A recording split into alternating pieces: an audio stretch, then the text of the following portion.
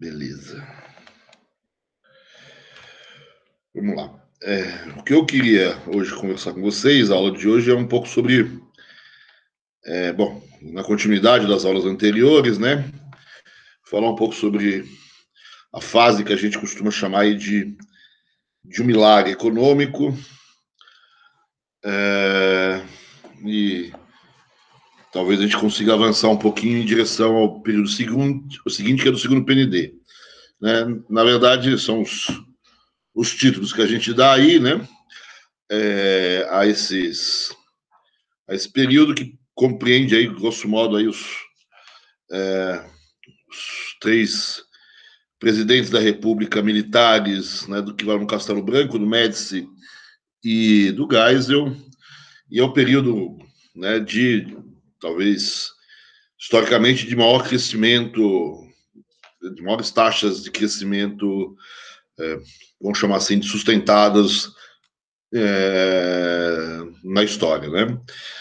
Ou pelo menos na história recente. Então, eu queria, em relação a esse período, né, em relação ao milagre, começar já perguntando por que a gente chama de milagre, e aí tentar ver um pouco quais são os setores que puxam o milagre, quais são as razões, ou quais são os elementos que determinam, o que possibilitam essa fase de crescimento, dar algumas características desse período e terminar levantando alguns problemas que vão surgir no período. E depois do governo Geisel, né, eu queria começar então com o momento da posse do Geisel e os problemas externos e internos, vamos dizer assim, que o Geisel apresenta, né?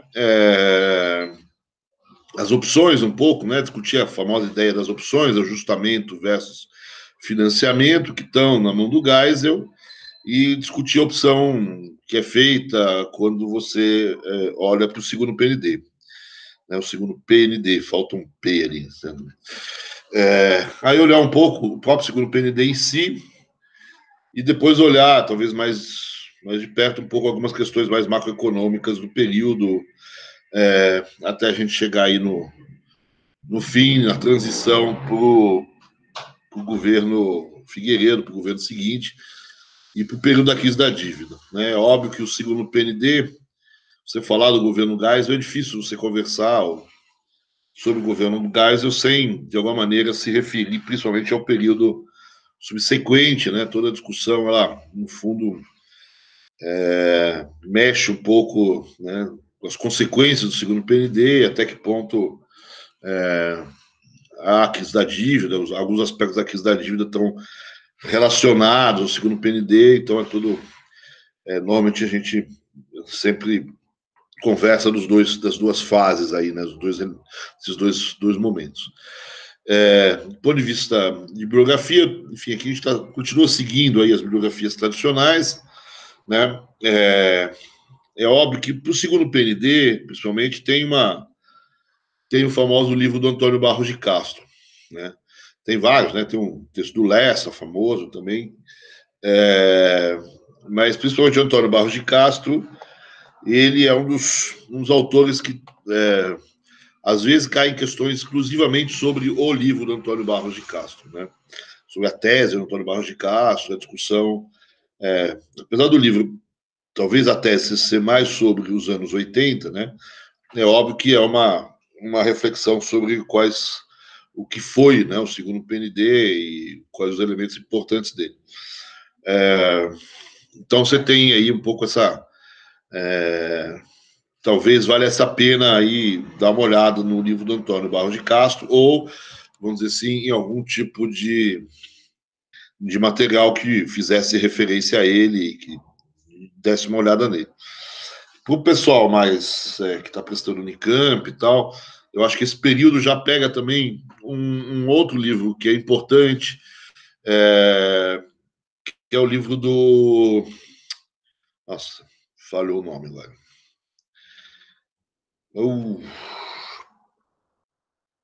Está na minha frente. Do Ricardo... Ai, fica velho, você fica... Desenvolvimento em Crise, né? Alguma coisa... Ricardo Carneiro, desculpa, perdão. Né? É um livro que pega um período bastante longo, né? Vai pegar aí, principalmente os governos militares. Então, eu acho que talvez valesse a pena, talvez mesmo para fazer a parte falsa verdadeira, escutar nos outros, mas às vezes, principalmente para as questões abertas, para quem prestar Unicamp, talvez a perspectiva da própria Unicamp seja uma boa ideia, né? Então, eu acho que... E é um livro super bacana, super legal. Acho que vale a pena, talvez. Né? Então é isso. Né? Em termos de bibliografia, enfim, tem milhares de coisas. Eu vou citar talvez algumas outras coisas aí. Né? Tem, enfim. Vamos lá, então. Em relação, só para a gente ir esquentando, para lembrar o que a gente viu na aula anterior, né? Eu acabei não... para pegar a última prova da ANPEC e dar uma olhada sobre o período aí do PAEG dos anos 60, né, um período que vai até 66, 67, né, a pergunta da ANPEC, né, nossa, já vem as respostas, é bom, assim, seria bom se a prova fosse assim também, né. Diz aqui, a estratégia de gradualismo da política econômica do PAEG procurava combater a inflação, evitando a desaceleração acentuada das taxas de crescimento do PIB. Essa é a característica dos planos gradualistas, né? A ideia de gradualismo faz parte do PAEG, de compatibilizar a inflação com retomada do crescimento, né? Ou evitar uma queda muito abrupta do crescimento. A questão 1 aqui é a extinção da conta de ágio bonificações para a instrução 204 da SUMOC, apontada por alguns autores como uma das causas da aceleração da inflação, dado o repasse do encarecimento das importações para os preços internos. Isso é Jânio Quadros, o Jânio Quadros faz a instrução 204, que acaba com a conta de ágio de bonificações. Acabando com a conta de ágio de bonificações, você vai pegar uma parte das taxas de câmbio, certo? E vai transformar, né? O sistema que tinha várias taxas de câmbio, vai transformar, basicamente, não é numa só, mas é praticamente em uma só.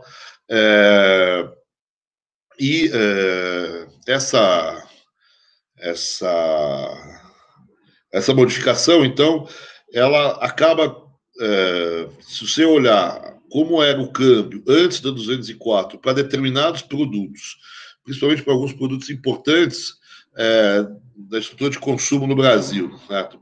Trigo, esses produtos mais básicos, elite, certo? Quer dizer, pelo câmbio múltiplo, você aplicava ali, pelo sistema de ágio, de leilões, uma taxa de câmbio a esses produtos que era bastante baixa, vamos dizer assim. Né?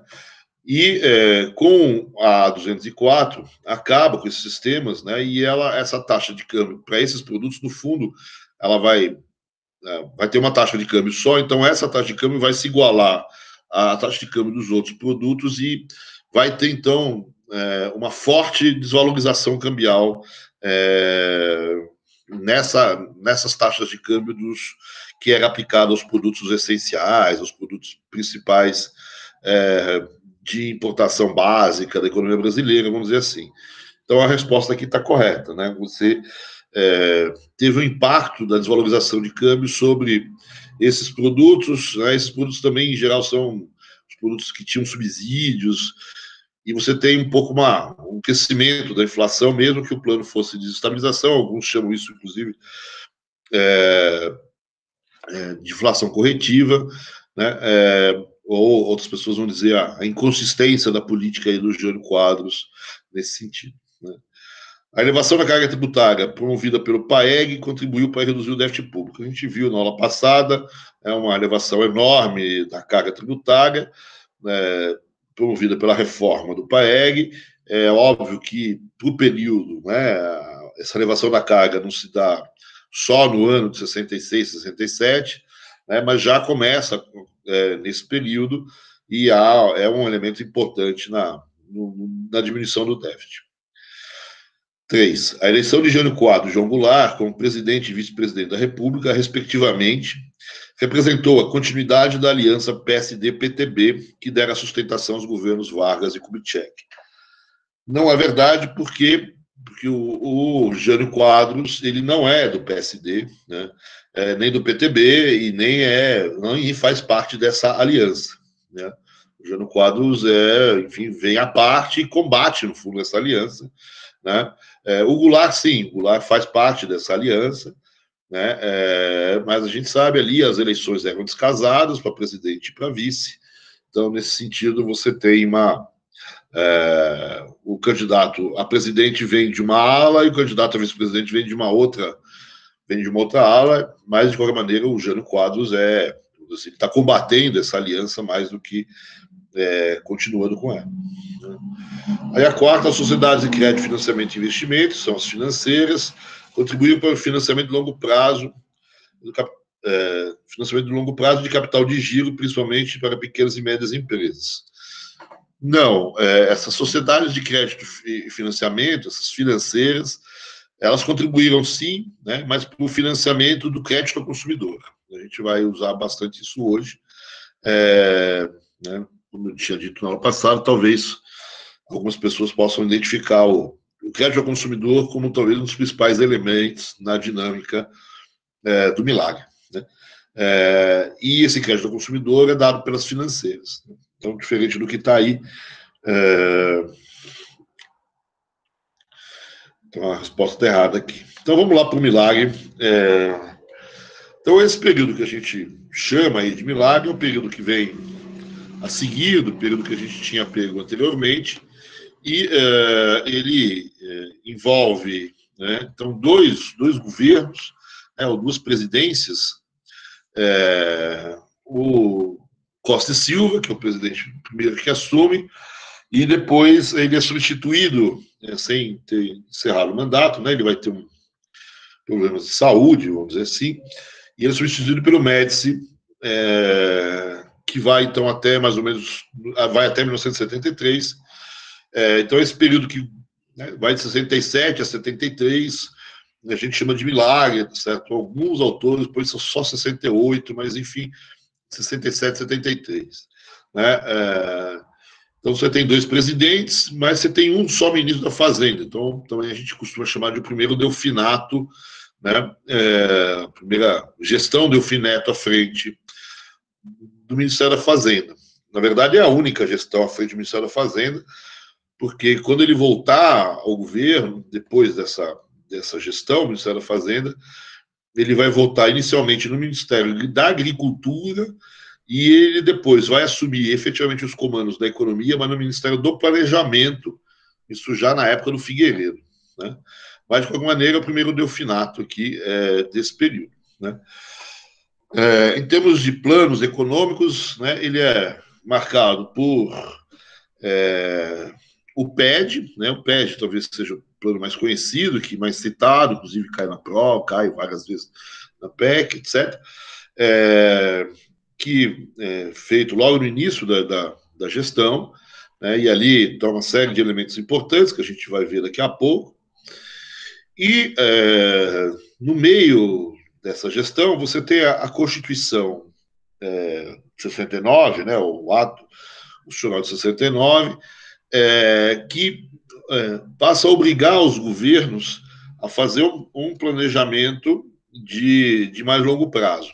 Então, os governos passam a ser obrigados a fazer um plano nacional de desenvolvimento que vale, vamos dizer assim, no segundo ano de mandato. Então, todo governo tem que fazer no seu primeiro ano um plano, né, que passa a valer a partir do segundo ano de mandato e que cobra o primeiro ano de mandato do governo subsequente. Esses planos são os PNDs, né, são os Planos Nacionais de Desenvolvimento. O Médici, então, vai fazer o primeiro PND, já no final do mandato, né, e então ele é o primeiro a fazer, ainda está conturbada a situação, ainda não está claro como é que faz, como é que não faz, etc. Entre o PED e esse primeiro PND, existe um outro plano que é muito referido, certo? Que chama Metas e Bases para a Ação do Governo, que é um documento dos anos de 1970. Né? Mas, de qualquer maneira, o Médici inaugura o primeiro PND, né? Pouca gente leu o primeiro PND, E depois você vai ter o segundo PND no Geisel, certo? Que provavelmente também pouca gente leu, mas assim, e o segundo PND fica muito conhecido, né? Enquanto que o primeiro PND ninguém lembra, né? O segundo PND todo mundo fala dele, mas também tem o terceiro PND, né, que é no governo Figueiredo, né? E tem também o primeiro PND da Nova República, feito pelo Sarney, certo? Depois, com a Constituição de 88, você muda o sistema de planejamento e esses PNDs acabam, né? Então, só o conhecido é o segundo PND, porque é ali que está um pouco a resposta que o Brasil dá à crise do petróleo, por isso que ele fica muito conhecido, né? Mas, de qualquer maneira, é bom constar aí que durante esse milagre você tem também o primeiro PND na gestão Médici e um pouco essa história dos PNDs, que é uma obrigação constitucional, na verdade, né?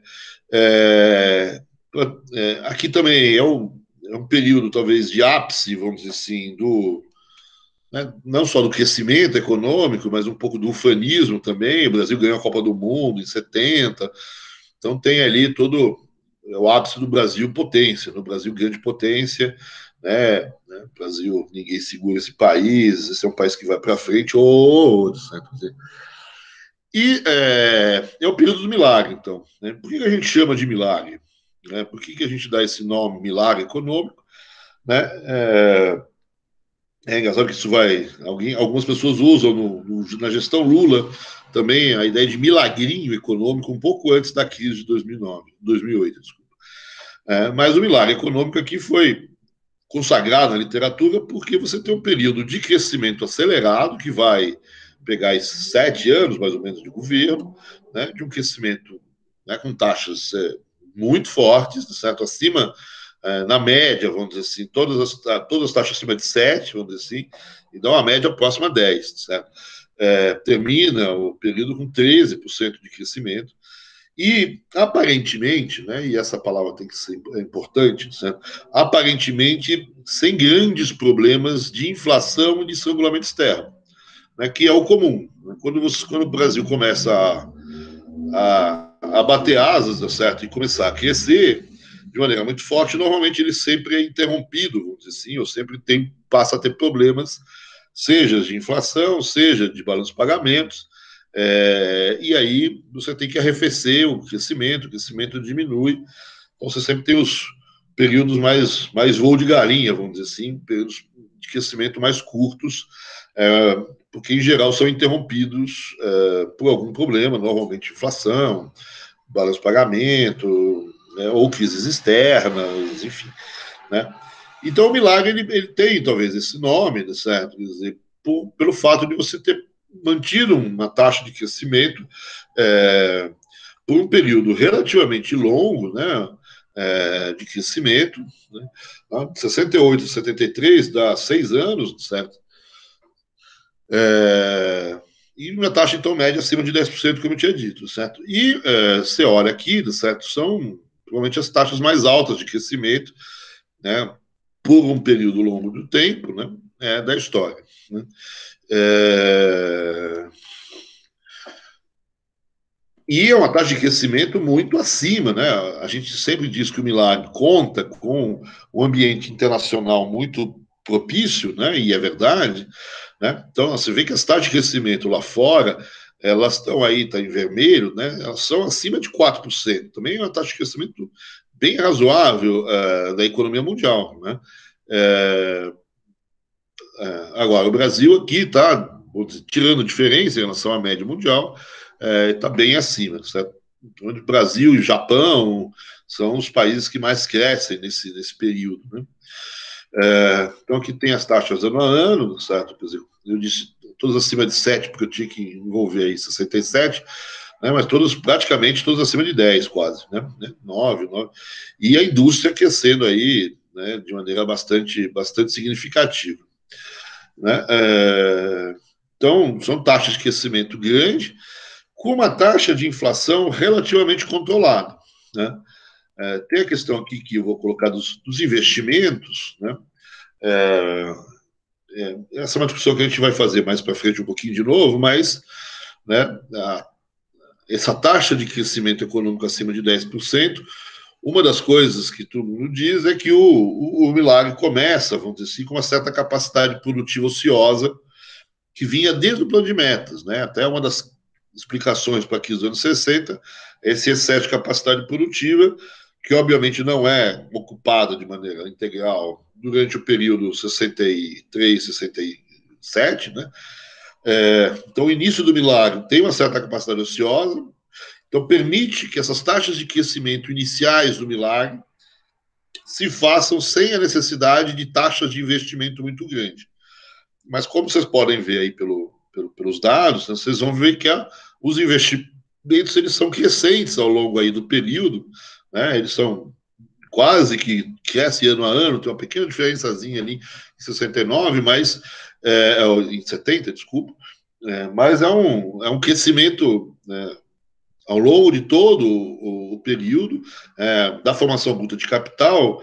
Então, muita gente costuma dividir, vamos dizer assim, o Milagre também em dois períodos. O período inicial, que é mais os anos 60, né, onde você tem esse crescimento baseado muito em uma certa capacidade ociosa, e os anos 70, onde esse crescimento passa a ser fortemente sustentado por também um crescimento dos investimentos, quando o setor de bens de capital, o setor de bens intermediários também entra de maneira mais forte, né? Então você tem aí um segundo momento onde essa capacidade ociosa que existia no início do plano do Milagre não existe mais, ele foi ocupado, então eu preciso, para sustentar esse crescimento, ampliação da capacidade produtiva, e aí, então, a partir, grosso modo, dos anos 70, né? Então, essa é uma visão, talvez um pouquinho exagerada, mas é comum a gente dizer isso, né, de que começa com um dos elementos que facilita o começo do Milagre, essa existência da capacidade ociosa, mas de que essa capacidade ociosa não sustentaria o Milagre todo, né? Então, para sustentar tantos anos seguidos de crescimento tão grande, eu precisaria ampliar a capacidade produtiva, e isso vai ser feito, então, ao longo do período. Vocês podem ver que as taxas de investimento, as taxas de formação bruta de capital, são crescentes ao longo do período, né? Há outro elemento, certo? E aí, a questão do Milagre é a taxa de inflação, né? Então, o Delfim fala muito dizer que ele entregou um crescimento, ele foi talvez o único ministro que entregou um crescimento gigantesco e deixou a inflação mais baixa do que quando ele pegou, né? Isso vai depender muito do índice de inflação que você pega, certo? Aqui, se eu não me engano, eu estou com o IPC do Rio, né? E você olha o dado, né? Ele pega a inflação, a ideia do PAEG é ter deixado a inflação em 10, ele não deixou em 10, deixou em 20 ou 30, dependendo do índice que você pega, né? Aqui eu deixei em 62, em 25, para deixar na média, como um bom mineiro, né? E, em tese, vou dizer assim, os indicadores de inflação me dão um resultado de que, mesmo crescendo 13% ao ano em 73, eu tenho a inflação, ela não subiu por esse gráfico, ela até caiu, certo? Quer dizer, já, obviamente que a gente já vai fazer uma ponderação em relação a esse milagre, vamos dizer assim, pode ter tem que tomar cuidado aí se você for querer beatificar o santo, certo? Quer dizer, porque, principalmente a partir dos anos 70, né, uma boa parte da política anti-inflacionária do período é uma política de controle de preços, né? Então, para muita gente, os anos de 72 e 73 são antes de você ter uma inflação controlada, porque, na verdade, o governo está controlando os preços, né? O governo tem a CIP e ele controla, principalmente, os aumentos de preço que são praticados pelas empresas, né? Então, essa inflação seria uma inflação, enfim, fake, vamos dizer assim, para a gente usar palavras de hoje, né? Uma inflação, e você tem até problemas com os próprios construtos, com os próprios índices, né? Não com os índices, mas com as práticas de cálculo da inflação, né? Vários produtos, por exemplo, que talvez não existissem mais, porque tinham, enfim, estavam com preço controlado e, portanto, a empresa não ofertava mais aquele produto e passava a ofertar um outro produto cujo preço não era controlado, né? O governo exigiu que nos índices de preço fossem os preços que estavam previstos no índice, e não teve essa substituição de produtos, né? Tem uma lenda, né? Normalmente quando eu dou essa aula aí na sede da FIP, eu tenho que tomar cuidado quando eu falo isso, certo? Mas de que mais do que um controle de preços, certo? Teria até tido alguma ingerência do Delfim sobre os índices de preço, né? Isso fica, né, numa discussão, assim, que eu tenho que tomar cuidado que está gravando e tal. Mas, enfim, certo? Quer dizer, tem aí uma controvérsia em torno desses índices de preço de 72, 73, e, no mínimo, a ideia de que você tem um controle de preço. A principal prova de que os preços estavam represados tá nos primeiros momentos do governo Simonsen, que vem depois, né? O Simonsen, como assume o Ministério da Fazenda, logo depois do Delfim, uma das primeiras coisas que ele faz é desrepresar os preços, assim, diminuir esse controle sobre os preços. E a inflação dispara ali, certo? Ela dá uma pulada, certo? Em poucos meses, ela sai dos 15% aí, dos 20% ao mês, certo?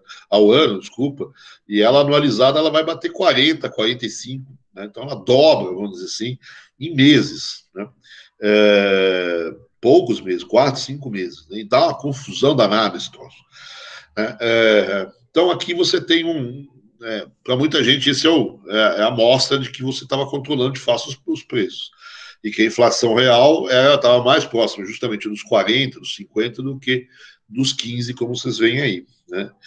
O contra-argumento do Delfim, certo? Quer dizer, é que esse aumento de preços que você nota pelo Simonsen já está influenciado pelo choque do petróleo, né? Então, esse aumento de preços, ele não é só fruto da desrepressão, né? Ele até admite que pode ter alguma coisa, etc. Mas você tem aí o choque do petróleo, que, enfim, traz a inflação para o mundo todo e não só para o Brasil. Então, fica aí um pouco. Aí precisa pegar os especialistas aí em estatística, econometria, para ver o que está acontecendo. Então, aqui a gente só está aqui no início, só caracterizando o milagre, né? Mas o milagre é um crescimento de 13, com uma inflação caindo, certo? E a outra parte do milagre, segundo o segundo santo aí, certo, é que não só eu tenho uma taxa de crescimento forte sem inflação, como eu também tenho uma taxa de crescimento forte também sem problemas no balanço de pagamentos, né? Ou com problemas pequenos no balanço de pagamentos, né? Aqui, de novo, a gente tem que tomar um pouco de cuidado com a ideia de que você não tem nenhuma crise de balanço de pagamentos, né? Se a gente olhar com calma o balanço de pagamentos, certo, que é sempre um elemento importante aqui, a gente vai ver, né, o Delfim também, o Delfim é cheio das frases, né, mas o Delfim diz, olha, eu entreguei a economia brasileira sem saldo negativo na balança comercial, né? Fiz um crescimento de 13%, né? E a minha balança comercial era positiva, né? Quando você olha os dados, de fato você tem uma balança comercial positiva. E de fato ele tem razão, vamos dizer assim, ao dizer, quando ele diz isso, que ele incentivou, e ele sabia que isso era um problema, as exportações brasileiras. Ele falou, olha, eu sei que para a economia brasileira crescer, ela sempre dá com os burros na água na balança comercial, ou no balanço de pagamentos. Então, eu não podia fazer uma política de crescimento sem que as exportações viessem juntos, né? Então, isso tem que, né, tem que dar razão ao Delfim, ele efetivamente fez as exportações crescerem forte, né? Agora, se você olhar com um pouquinho de calma a balança comercial, você vai ver que 73, que é o último ano, efetivamente a balança comercial é zero, né? É positiva, mas é quase zero, é 7.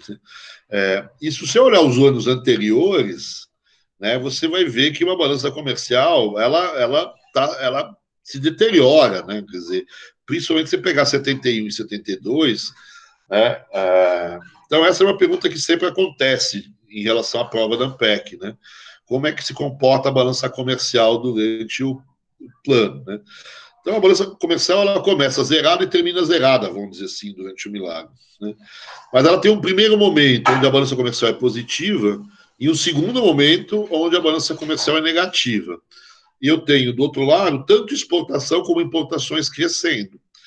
Em tese, eu tenho um crescimento das importações, se você esquecer o último ano, num ritmo muito superior, num ritmo superior, vamos dizer assim, ao crescimento das exportações, né? Mas no último ano eu tenho um salto muito forte das exportações. 73 tem uma super safra agrícola boa, certo? Que vai de exportação, tem diversificação de pauta de exportação, tem algumas novidades na pauta de exportações boas, né?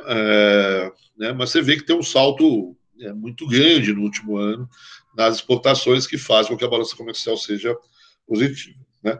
Então, né, talvez efetivamente tenha um milagre aí, certo? Mas, enfim, tem que tomar cuidado com ele, ele não é, né, tão claro assim, né? E a perspectiva para 74, independente do choque do petróleo, vamos dizer assim, era um saldo negativo na balança comercial, né?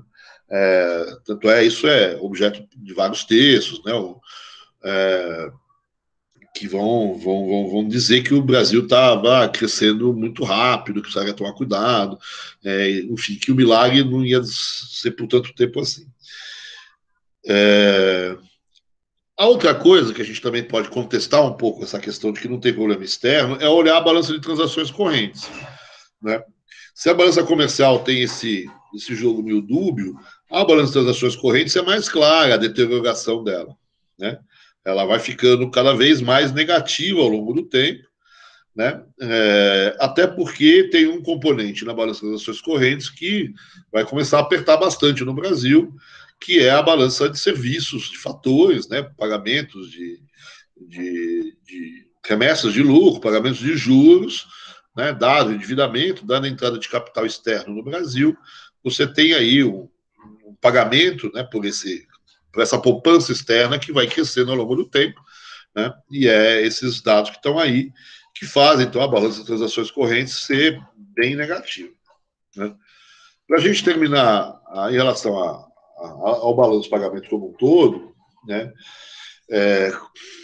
Um outro dado que é importante é que o Delfim, de novo, tem razão, né, que o Brasil, na verdade, não teve problema de balanço de pagamentos, é que você tem, nesse período, um crescimento enorme do endividamento externo, né? Então, a conta de capital, ela cresceu muito, né? Entrou muito capital no Brasil nesse período, é uma entrada bastante forte essa conta de capital, né?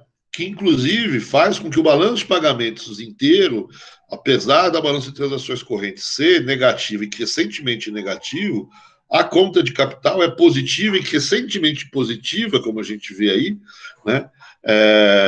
De modo que você tem até um acúmulo de reservas ao longo do período, né? As reservas eram relativamente baixas no início, certo? Né? Elas começam a crescer lentamente, mas depois, os últimos 2 anos, em particular, 72, 73, é um acúmulo bastante forte de reservas no Brasil. Tem uma série de problemas isso, certo? Quer dizer, né?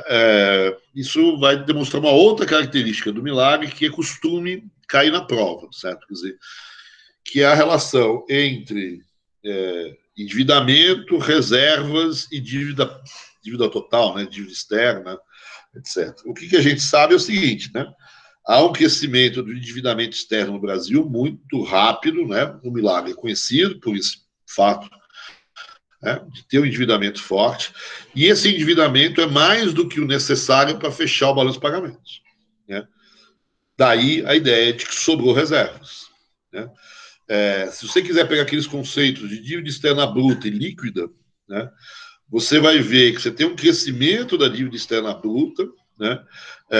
Mas se você descontar da dívida externa bruta as reservas, certo? Você vai ver que a dívida externa líquida ela cresce bem menos, né?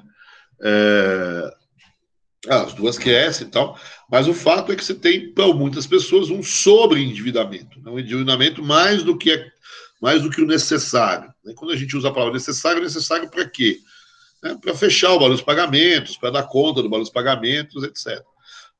Como é que você vê isso? Você tem uma variação positiva de reservas, você tem um acúmulo de reservas, então a tua dívida externa, em termos brutos, é bem menor se você transformá-la em líquida, dado as reservas.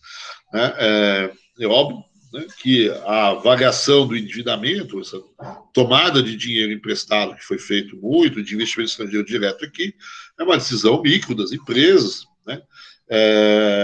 e você olhar pelo lado do balanço de pagamentos é uma questão macro, e você não ajustou as duas coisas, mas algumas pessoas dizem que se poderia talvez ter se endividado menos, que te traria menos problemas no futuro, etc. Mas o fato é que o mercado financeiro internacional é barato, você tem um excesso de liquidez no mercado financeiro internacional, taxas de juros bem razoáveis naquele momento, está crescendo o chamado euromercado, são mercados em dólar, basicamente com bancos europeus, mas bancos norte-americanos também, mas em geral operando nas plataformas europeias.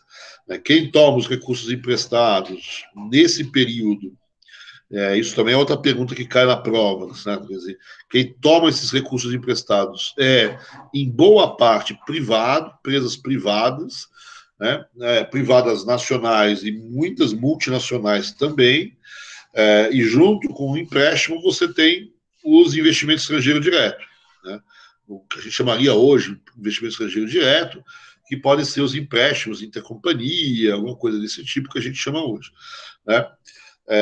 E uma característica aqui nesses investimentos estrangeiros diretos é o reinvestimento de lucros. Então, as empresas têm lucros, o governo tinha mudado a regra de remessa de lucro do período anterior, permite que esses reinvestimentos sejam computados, vamos dizer assim, como capital estrangeiro. Então, você tem um forte reinvestimento, esse reinvestimento normalmente é IED, vai se fazer nesse sentido, e além disso você tem a entrada de capital de fato, e para isso você vai usar muito aquelas duas leis, resoluções que a gente viu na aula anterior, a resolução 63 e a 1431. Então, essa é a parte do milagre, vamos dizer assim, ligado ao endividamento, certo? Ligado ao balanço de pagamentos. É um balanço de pagamentos que não dá problema. Olha, dá dado, certo? Tem uma balança de transações correntes negativa, recentemente negativa. A balança comercial tem uma tendência a ser negativa, é verdade que o 73 não é, o que faz todo mundo soluçar na hora de falar sobre isso, e tem um endividamento enorme, mas talvez até maior do que devia ter sido. Então, essas são, enfim, as razões pelas quais aí a gente chama aí desse período de o milagre econômico. Então, o milagre, porque cresceu muito, não tem inflação, não tem bolha de balanço de pagamentos. Só que não tem inflação, não tem balanço de pagamentos, não dá para resumir numa linha, tem que dar uma conversada um pouco a mais. Bom, quais são os setores, quais são as fontes de crescimento principais aí na economia desse milagre, vamos dizer assim.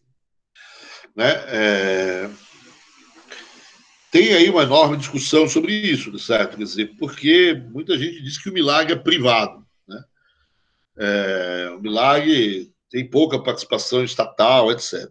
O que não é verdade, certo? Quer dizer, os dois principais setores a puxar, os dois principais elementos a puxar o milagre são, de um lado, os bens duráveis de consumo, o crescimento dos bens duráveis de consumo, muito devido, então, à expansão do crédito ao consumidor, etc. E, por outro lado, você não pode descartar os investimentos públicos em infraestrutura. Você tem aqui dois exemplos nas fotos, a construção da Transamazônica no período e a construção da Ponte Rio-Niterói, são uma parte dos exemplos dessa história. E aqui os nossos bens de consumo duráveis. Além disso, certo? Quer dizer, o setor de construção civil, ele tem um lado que é importante no crescimento do Milagre por conta dos investimentos públicos em infra, né? E tem um outro lado que está, vamos dizer assim, mais ou menos ligado também a essa questão dos bens duráveis, né? Que são a expansão não da construção civil no sentido pesado da palavra, mas da construção civil no sentido um pouco mais leve, se é possível se falar assim, mas da expansão, então, do, do setor imobiliário, principalmente aí com base também no crédito e na construção de casas, entre aspas, populares, do sistema BNH, vamos dizer assim, né? Então, aqui talvez estejam os três principais elementos a puxar o milagre, certo? Quer dizer, né, bens duráveis, construção civil no sentido casas populares, eu volto a essa palavra popular, certo? E investimentos em infraestrutura pública, né? Esses são os três principais elementos a puxar o milagre. Então, tem uma parte privada aí? Tem uma parte importante privada, porque uma boa parte das empresas de construção e das empresas fornecedoras de bens duráveis são privadas, né? São empresas privadas, né? Mas, por outro lado, uma parte dos investimentos, vamos dizer assim, que pagam essas construções de infraestrutura são públicos, que, enfim, então são investimentos públicos que puxam o setor de construção civil.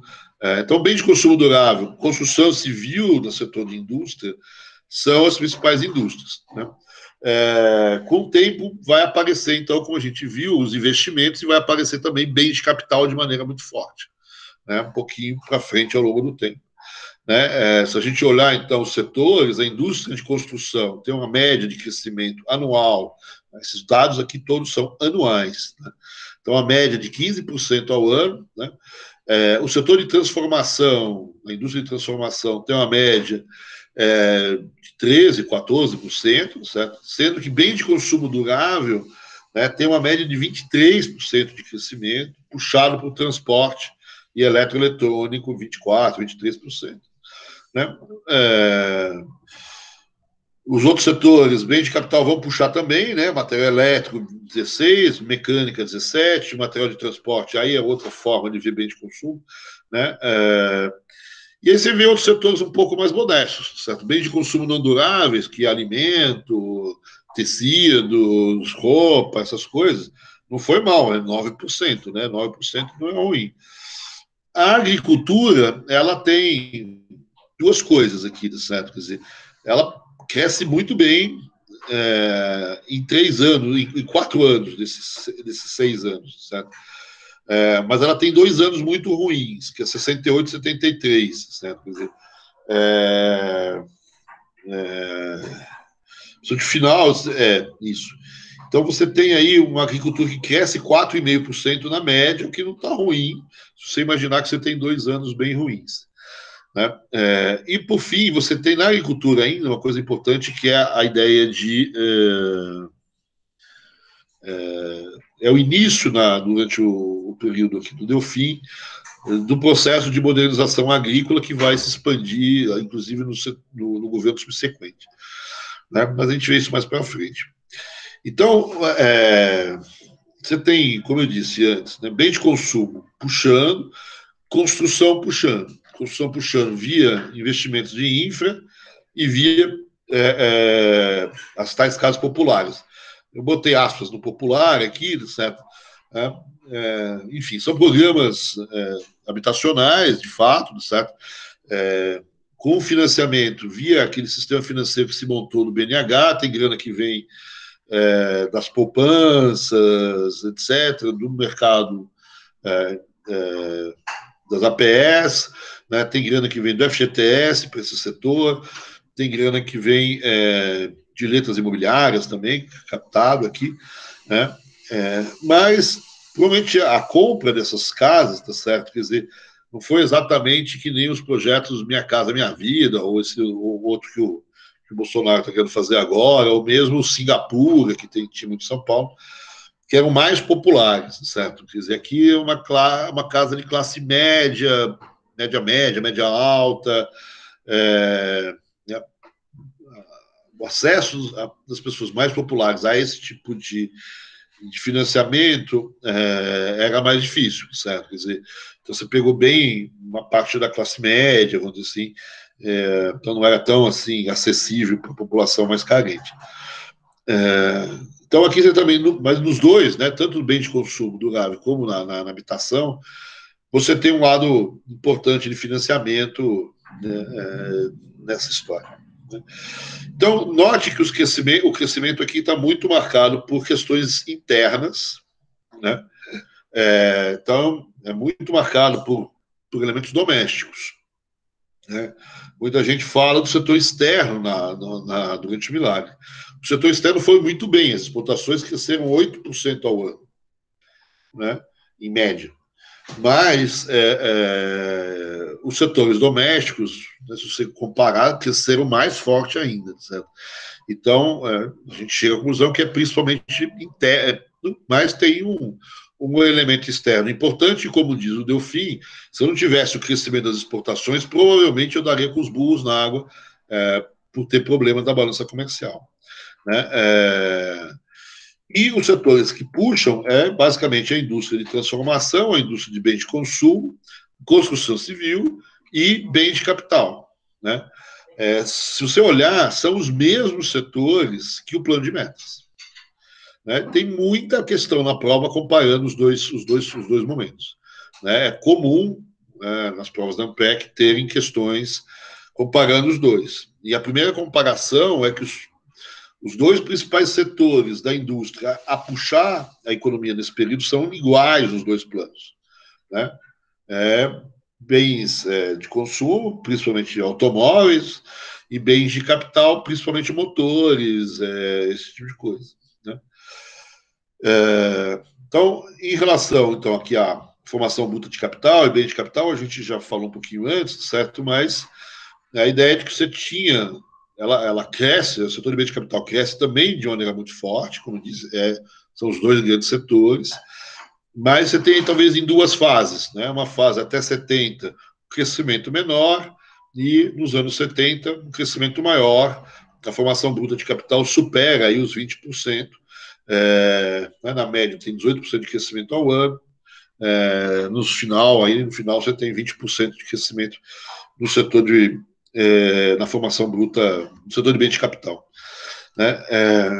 Uma outra discussão, né, certo? Esses investimentos são privados ou são das estatais? Como é que funciona? Né? Então, eu tenho um crescimento de ambos. Eu tenho um crescimento forte dos investimentos feitos pelo setor privado e um crescimento forte feito pelos investimentos das empresas estatais. Elas ainda estão desde o tarifaço, vamos dizer assim, elas estão bem postas, elas também são capazes de captar dinheiro lá fora. Né? Então, os setores estatais, principalmente energia, petróleo, né? Aí você tem os bens intermediários também, aço, minério, certo? Telecomunicações é um setor que está crescendo forte agora também. Os investimentos desses setores são importantes, mas as estatais, você tem um crescimento dos investimentos das empresas estatais no período. Quando eu olho o crescimento dos investimentos das administrações públicas, de uma maneira geral, e comparo com o setor privado, eu vou ver uma queda, certo? Então, por quê? Porque o investimento das empresas privadas cresceu mais do que o investimento das estatais.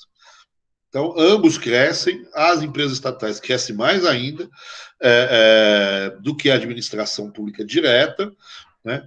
Mas o setor privado cresce mais ainda do que as outras duas. Né? Então, eu tenho, né, na proporção, vamos dizer assim, um crescimento da proporção dos investimentos privados em relação aos investimentos públicos. Isso, muitas vezes, as pessoas vão também, olha, o milagre é privado, etc. Mais ou menos, certo? Quer dizer, você tem uma puxada boa dos investimentos públicos. Agora, é verdade que os investimentos privados cresceram de maneira bastante forte, e os dados dão essa indicação em direção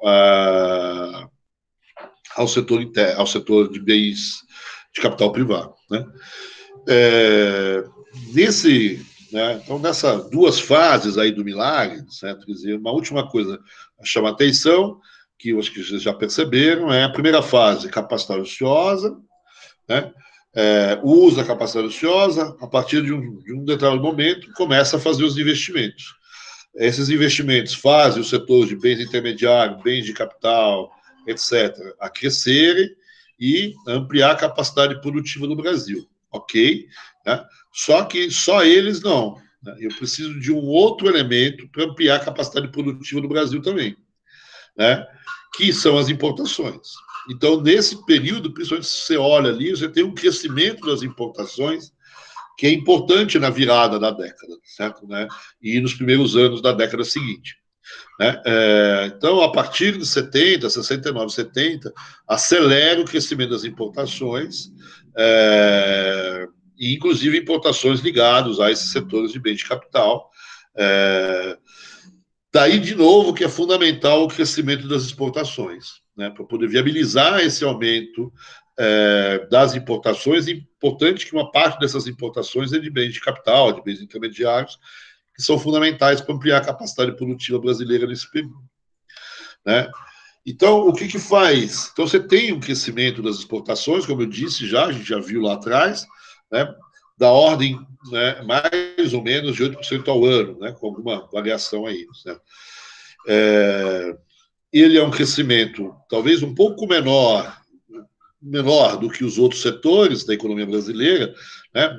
Mas ele é maior do que, por exemplo, o crescimento da agricultura, ele é maior do que outras coisas, e ele é muito maior em relação ao passado também, certo? Então, ele é uma coisa nova, esse crescimento das exportações é uma novidade, e talvez mais do que o crescimento das exportações ser uma novidade, como eu disse, talvez na aula passada já era uma coisa do PAEG, de você se dedicar às exportações, de você não deixar as exportações de lado, né?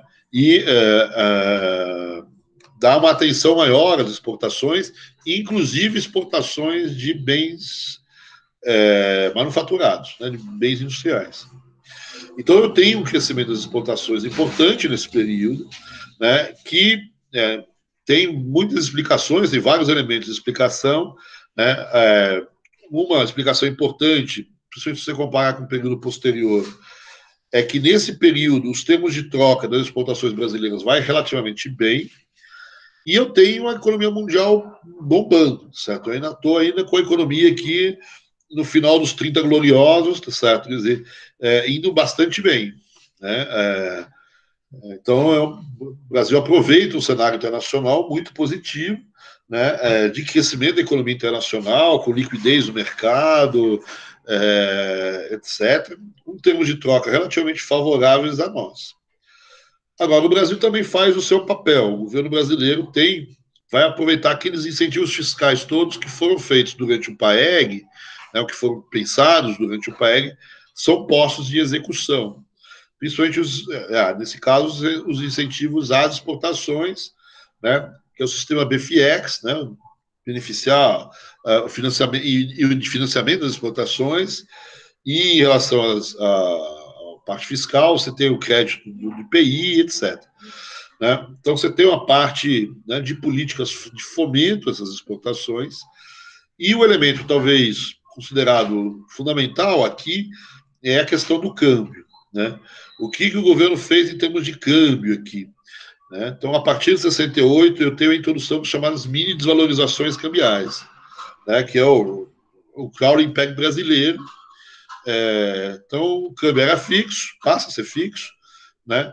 Mas ele vai sendo modificado a cada período, né? Cada semana, 15 dias, não lembro exatamente. Né? O câmbio vai se atualizando, né? E você vai vendo, certo? Quer dizer, ele, grosso modo, o câmbio vai acompanhando a inflação, né? Principalmente a inflação ligada, vamos dizer assim, justamente ao setor exportador. Né? Então, você tenta não deixar o câmbio atrasar nesse período, certo? E você, né, via câmbio, encarecer as exportações brasileiras.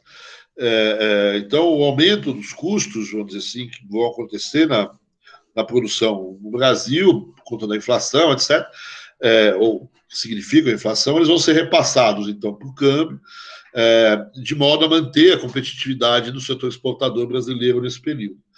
Né? Então, essa manutenção de um câmbio real competitivo e relativamente constante ao longo do tempo, é um elemento importante nessas exportações, né? Por fim, ainda em relação a essas exportações, é importante destacar duas coisas, certo? Quer dizer, né, na verdade, duas diversificações, né? O Brasil, de um lado, quer dizer, ele diversifica os seus parceiros comerciais nesse período, ele passa a ser um global trader, né? Ele vende um pouco para todo mundo.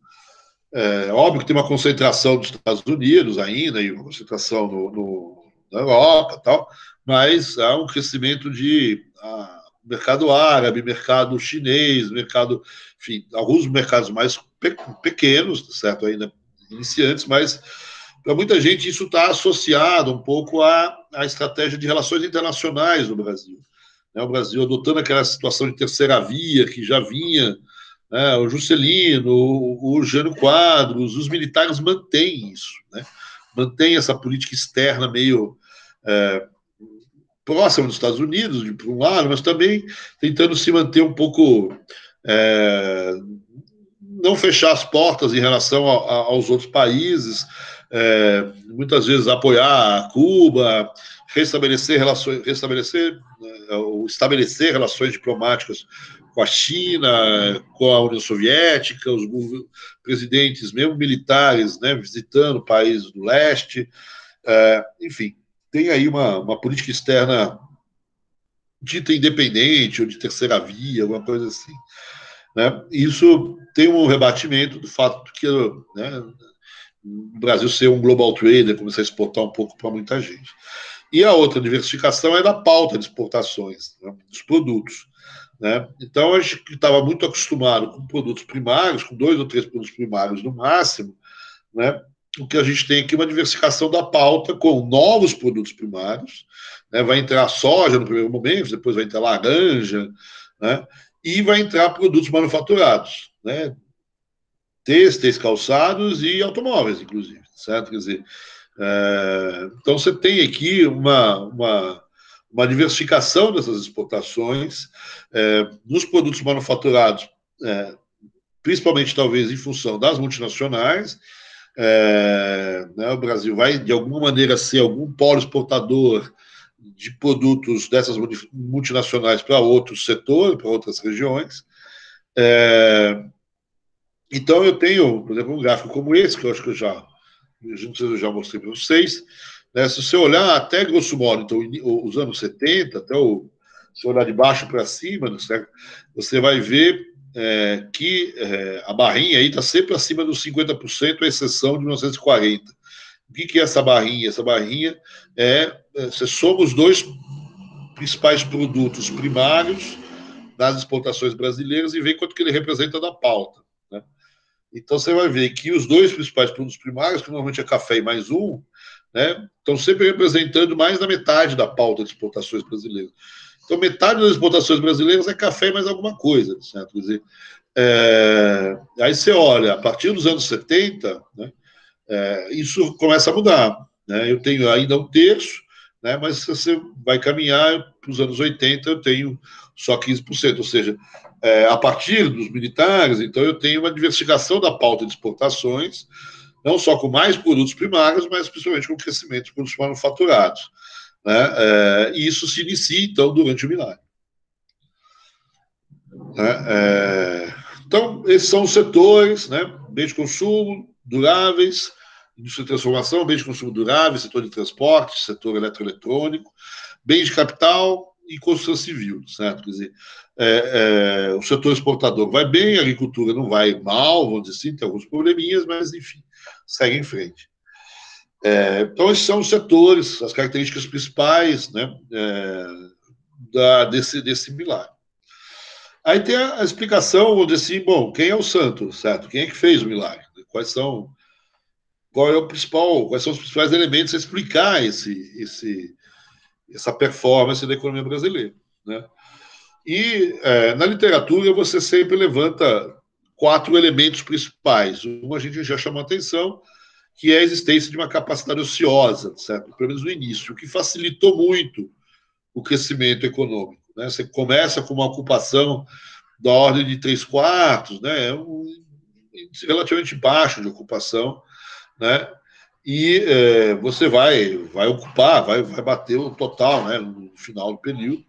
Tá? Mas a ideia é de que se você tivesse já plenamente ocupado, não tivesse muito espaço, esse crescimento talvez tivesse sido com mais dificuldade para eles no início. Então, a capacidade ociosa é um dos elementos, talvez, a ajudar nessas explicações. Os outros elementos que a gente tem são, de um lado, as reformas do governo anterior, vamos dizer assim. Então, o governo anterior fez uma série de reformas institucionais, limpou um pouco o terreno institucional no Brasil, e como já era previsto por uma série de pessoas, lá nos anos 60, que dizia que o entrave ao crescimento brasileiro era a incompatibilidade entre as instituições e o estágio que a sociedade brasileira que ela estava, essas reformas, então, institucionais, elas, de certa forma, vamos dizer assim, resolveram esse problema. Né? Então, eu tenho uma série de reformas que mudam institucionalmente o país e fazem aquilo que eles prometeram, que é relançar o Brasil no crescimento. Né? Então, muita gente, né, chama a atenção desse ponto e liga, então, PAEG com milagre. Isso é muito frequente, inclusive nas perguntas da PEC. Né, e vai ligar por vários motivos. Né? A gente já acabou de ver, né, a questão do financiamento, né, construção civil e bens de consumo duráveis. Eu tenho as financeiras e todo o sistema financeiro da habitação. Né? Investimento das estatais, investimento do governo, etc. Eu tenho reformas tributárias, novas formas de financiamento do próprio governo, o FGTS, blá, blá, blá, blá, certo? Quer dizer, então, eu tenho lá os destraves do mercado de trabalho. Eu tenho um monte de exemplos, vamos dizer assim, que ligam essas reformas institucionais com os milagres. Então, eu passo a ter aqui uma ideia de um crescimento à la Rodrik, né, que costuma chamar a atenção dessas fases de crescimento econômico que sucedem as fases reformistas das economias, e esse é um elemento que pode ser usado aqui e é muito usado. Né? Um terceiro elemento, a gente já chamou a atenção também, o fato de você estar num momento muito propício da economia mundial, tanto em termos de liquidez no mercado financeiro, que possibilita você ter juros baixos para captar a poupança externa, facilidade para captar essa poupança externa, como uma economia que está crescendo e que está demandando, e a gente pode aumentar nossas exportações, etc. Então, esse seria o terceiro grupo de elementos a explicar aí o milagre. E o quarto grupo, certo, de elementos é a própria política econômica do Delfim. Né?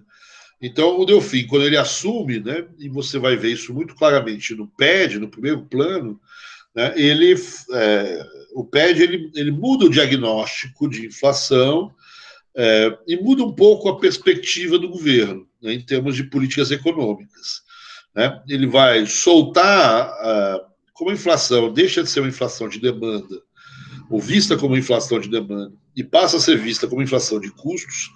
Se não é uma inflação de demanda, eu posso acelerar a demanda, né? Eu posso pisar no acelerador. Então, diferente das políticas anteriores, né, tanto do PAEG como do plano trienal, enfim, que controlavam um pouco a demanda, certo? Por isso, de uma economia que não crescia muito. Agora, o novo plano, certo? Ele não vê mais a questão da demanda tendo consequências inflacionárias. Então, você pode afrouxar as políticas de contenção da demanda e pisar no acelerador aí da política monetária, da política fiscal e principalmente da política creditícia. E é isso que o Delfim faz. Né? Então, essa mudança de perspectiva na política econômica, né, com o Delfim aí acelerando os instrumentos de política, também é um dos elementos que pode estar aí na candidatura, vamos dizer assim, ao santo do milagre. Certo? Aqui, o que explica esse milagre econômico. Então, eu tenho aqui pelo menos 4 explicações, 4 conjuntos de explicações por trás do milagre. Essas 4 explicações, Eu, né, por mim, eu já disse para vocês, né, para mim está ótimo essas 4 explicações, elas se combinam, não tem nenhuma contradição entre elas, está tudo em ordem, certo? Mas muitos economistas querem saber qual que é a explicação mais importante, como sempre, né? E tem um texto que ficou famoso, que saiu na RBE, que circulou muito entre a gente, do Vilela, do Veloso e do Jambiage, que tenta fazer uma análise econométrica para ver qual dessas explicações, eu não sei se ele põe as 4, se ele põe a capacidade ociosa, não me lembro. Mas, enfim, quais dessas explicações é a explicação mais importante, ou a que mais contribui para o milagre.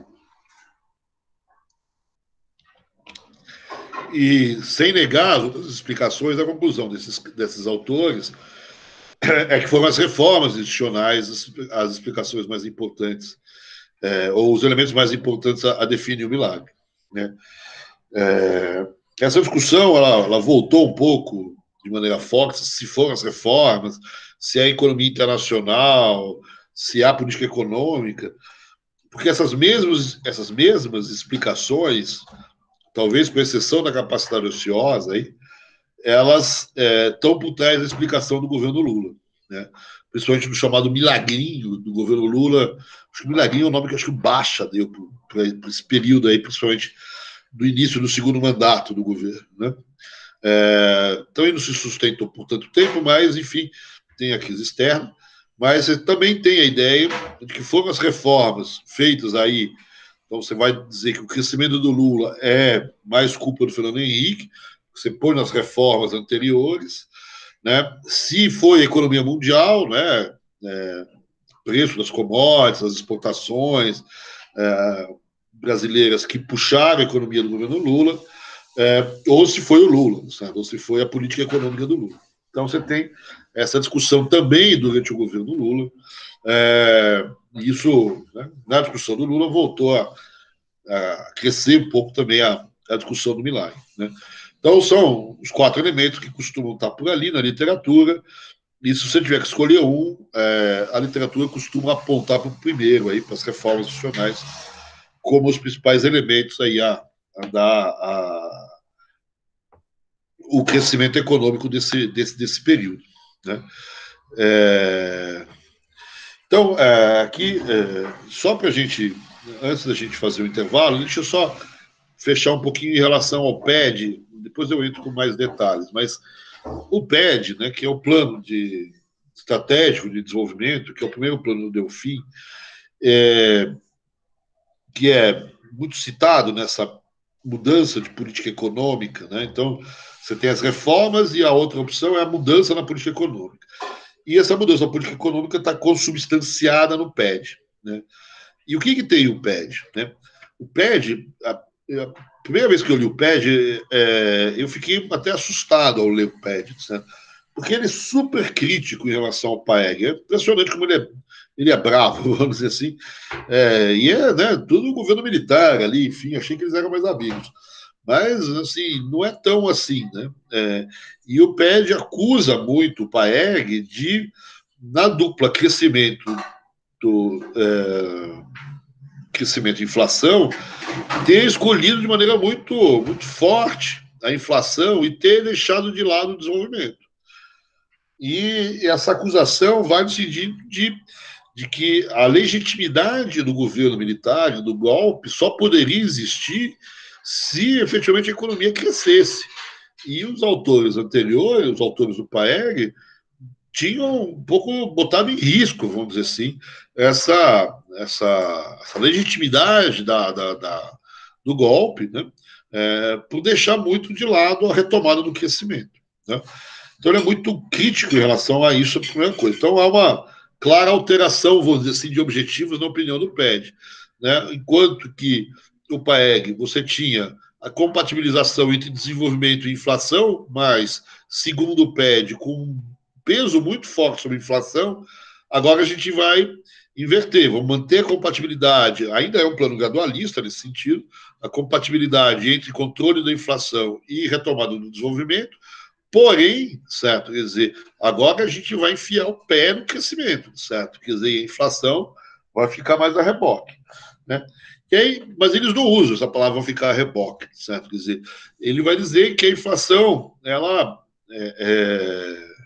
aí talvez eles reconheçam alguma coisa, certo? Mas eles vão dizer que a inflação ela tem ainda existe uma certa inflação no Brasil, mas que essa inflação que persiste no Brasil, né, essa inflação que a gente viu ali de 20, 25%, não tem nenhum elemento de demanda a pressionar essa inflação. Os componentes de demanda já foram enfrentados pelos planos anteriores e essa inflação de demanda já foi resolvida. O que sobra é uma inflação de custos, né?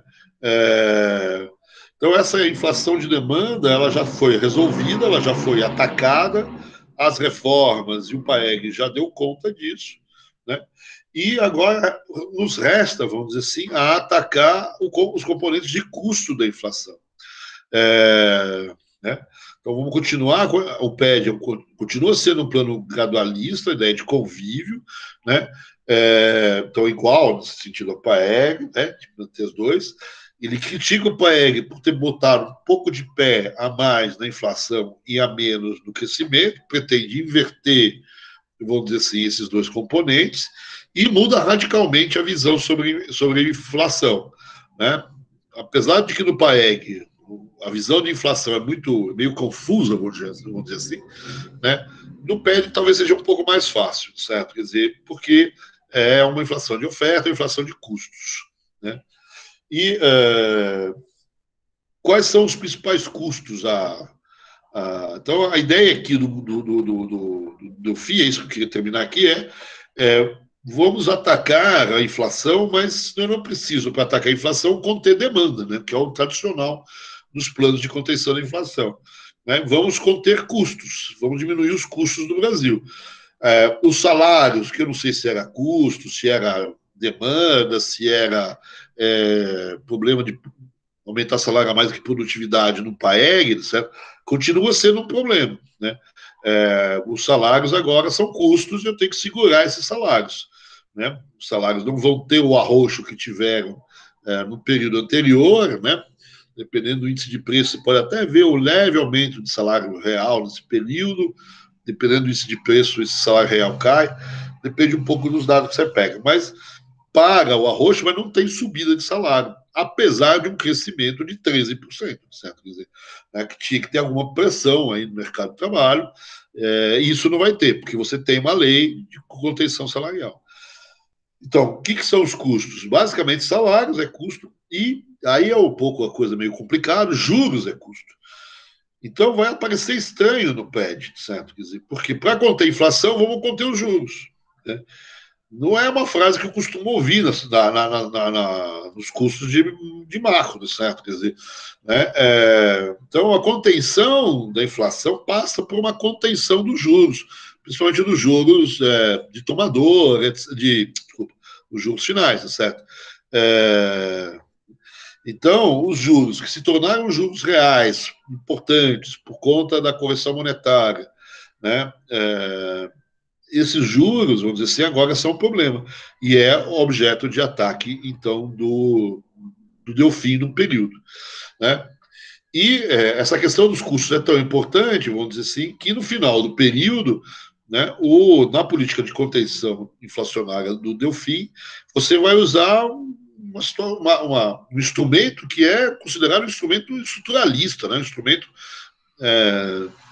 não, com certeza não liberal, vamos dizer assim, né, que é um instrumento de controle de preços para conter o processo inflacionário. Né? Então você tem uma mudança bem interessante, bem importante nessa concepção de inflação que está no PED, que de um lado autoriza o Delfim a pisar no acelerador, vamos dizer assim, de uma série de instrumentos, e por outro lado, em relação à inflação, ele vai buscar, vamos dizer assim, um freio na inflação, buscando instrumentos um tanto quanto heterodoxos, certo? Quer dizer, eu ia dar uma paradinha aqui, eu não sei se vocês têm perguntas para fazer, vocês querem fazer um intervalo aqui, certo? É que eu tô com... Professor, deixa eu só tirar uma dúvida. Lá atrás, o que é o QED? Lá, acho na prancha 16. O que é o que você falou? IED. IED. É na hora que você fala... IED, investimento estrangeiro direto. Ah, ok. Obrigado. É que, na verdade, na época, eu não sei se era o investimento estrangeiro direto do jeito que é hoje, né, com parte de ações e tal. Você tem muito, na época, empréstimo intercompanhias, e uma boa parte do investimento estrangeiro direto aqui inclusive, reinvestimento. Né?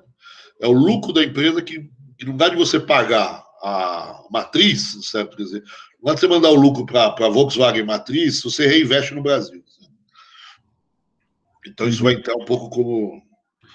que a gente classificaria hoje como investimento estrangeiro direto. Certo? Na verdade né? Porque não é carteira, não é nada disso. Tá. Não representa nem uma nacionalização de capital, né? Ele é tratado como capital estrangeiro mesmo, né? Como se tivesse então, esse sempre foi um grande problema. Né? Se os reinvestimentos, né, dos lucros é o capital estrangeiro ou o capital nacional. O João Goulart, na época do Getúlio, João Goulart, eles costumavam tratar esses reinvestimentos como esses novos investimentos passam a ser capital nacional, porque foram geradas aqui, certo? Quer dizer, e no acordo que o governo faz, que os militares fazem, eles abrem um pouco esse flanco, e não todo, mas uma parte maior desses reinvestimentos são considerados capital estrangeiro ainda. Né? Okay. Porque as empresas multinacionais falaram, senão eu vou mandar de volta e trazer de volta, certo? Eu mando como remuneração para a matriz, certo? Quer dizer, e depois eu trago de volta. É melhor deixar aqui de uma vez, certo? Quer dizer, e aí o governo militar aceitou que isso fosse capital estrangeiro. Ok. Obrigado. Beleza. Mais alguma coisa? Vocês querem perguntar aí?